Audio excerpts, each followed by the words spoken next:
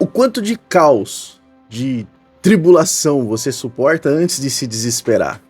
Qual que é o seu limite? Você suportaria uma casa no meio de um terremoto desmoronando e você tá tranquilo? Uma casa pegando fogo, uma tempestade? Pois é, nós muitas vezes somos sensíveis ao caos, mas Jesus não é. E ele nos ensina a não ser também. Olha o que está escrito aqui, Mateus 8:24. De repente veio sobre o mar uma tempestade violenta. As ondas cobriam o barco, mas Jesus, no entanto, dormia. Muitas vezes, quando a gente passa por situação de caos, de dificuldade, de tribulação, de tempestade, a nossa fé é provada. E Jesus coloca isso em prática quando ele pergunta para as pessoas que estavam no barco com ele, para os discípulos, e diz assim no verso 26, por que você está com tanto medo? Como é pequena a sua fé? E afirma, porque a fé, ela é demonstrada em momentos de caos. Descansar no meio da tempestade não é um ato passivo.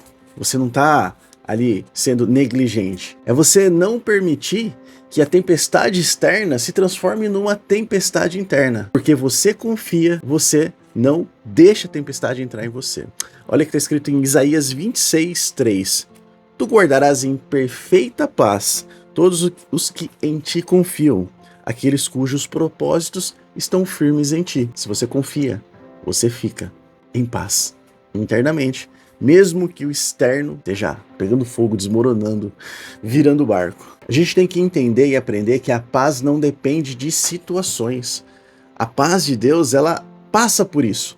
Se você tem Jesus na sua vida, ele é suficiente. Lá no episódio do Jesus dormindo no barco, ele estava no barco. Os discípulos o acordam e ele acalma o mar.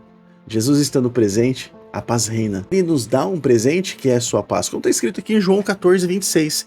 Eu lhes deixo um presente, a minha plena paz. E essa paz que eu dou é um presente que ninguém pode dar, que o mundo não pode te dar. Portanto, não se aflija e não tenha medo. Portanto, você não precisa lutar contra a tempestade, contra o vento, contra o terremoto.